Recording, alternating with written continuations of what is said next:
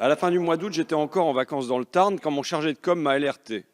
Je ne comprends pas, la page Facebook ne tourne plus, il y a presque plus de visites. Je ne m'en suis pas inquiété, je devais conduire ma fille au poney. Une semaine plus tard, grâce à un article de Mediapart, le mystère s'est éclairci. Des tas de pages Facebook, toutes engagées, Lille insurgée, Bretagne noire, collectif automédia géré, groupe Lyon Antifa, Nantes révoltée, toutes ont subi la même censure, toutes le même week-end que moi, des 22 et 23 août. La page Cerveau non disponible, par exemple, a chuté de 300 000 vues quotidiennes à moins de 1000. Coïncidence ? Au même moment se déroulait à Biarritz le sommet du G7, avec Emmanuel Macron, Angela Merkel, Donald Trump.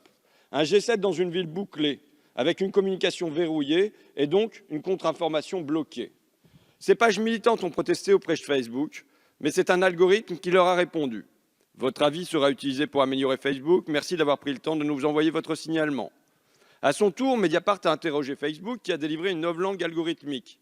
Les pages en question n'ont pas été censurées. Si leur visibilité a été réduite, c'est parce qu'elles ont publié un ou des contenus contrevenant aux standards de la communauté.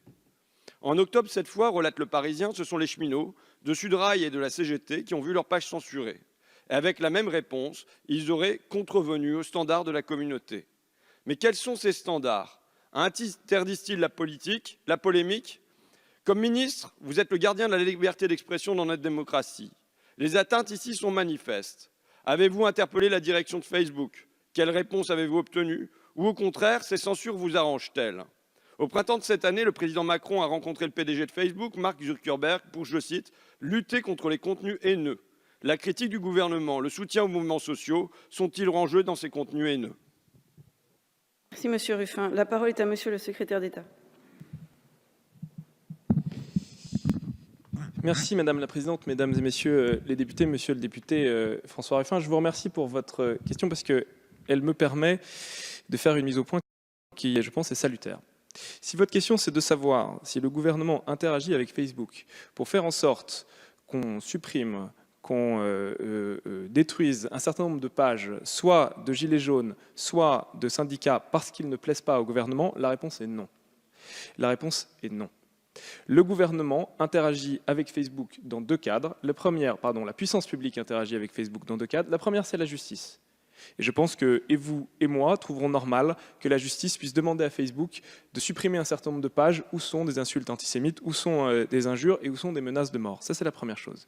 La deuxième chose, à travers la plateforme Pharos, c'est lorsqu'il y a des contenus qui peuvent être des contenus terroristes ou des contenus pornographiques ou des contenus d'appel à la haine. Mais jamais le gouvernement ne demande, parce que ça ne lui plaît pas, à Facebook de supprimer un certain nombre de pages ou de comptes Facebook. Alors ensuite, qu'est-ce qui s'est passé? Mais la troisième manière dont Facebook peut supprimer un certain nombre de contenus, c'est parce que vous êtes sur une plateforme privée, Monsieur Ruffin. Personne ne vous oblige, personne n'oblige personne à aller sur Facebook. Il existe d'ailleurs des alternatives, et c'est d'ailleurs au nom de ces alternatives que votre groupe a soutenu la question de l'interopérabilité dans les débats sur la PPL Avia.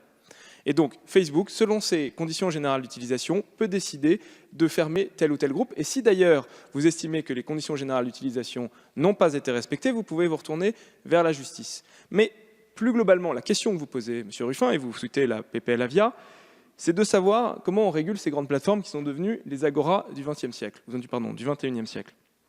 Et c'était tout l'enjeu de la PPL Avia que nous avons débattu en juillet 2019.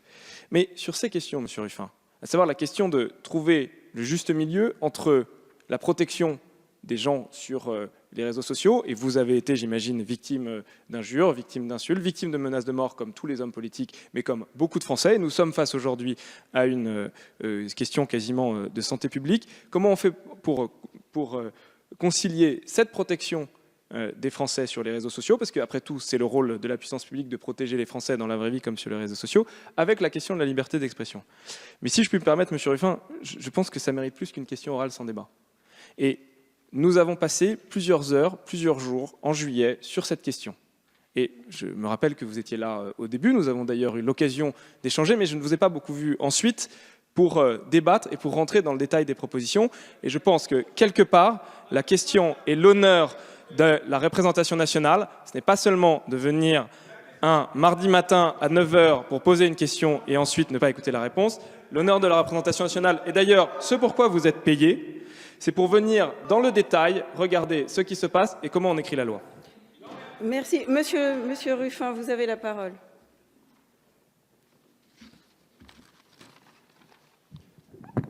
Ma question, c'était, il y a là une censure manifeste, une censure qui est d'ordre politique.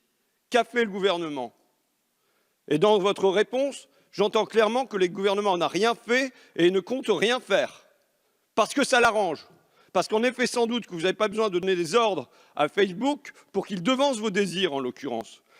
Là, on est dans des cas d'atteinte à la liberté d'expression. J'aurais souhaité, moi, c'est au ministre de la Culture et de la Communication que s'adressait ma question, parce que c'est lui qui devrait être le garant de la liberté d'expression. Ce n'est pas lui qui me répond. C'est un technicien d'Internet. Je ne souhaite pas un technicien d'Internet, moi. Je souhaite une réponse de droit sur une atteinte à la démocratie, une atteinte à nos libertés d'expression. Et je le répète, ce que j'entends, monsieur le ministre, c'est que rien n'a été fait par le gouvernement pour interpeller Facebook, pour les faire agir autrement, et que pour, par exemple, les prochaines manifestations, il y a une liberté d'expression sur ces pages Facebook qui soit garantie. Merci.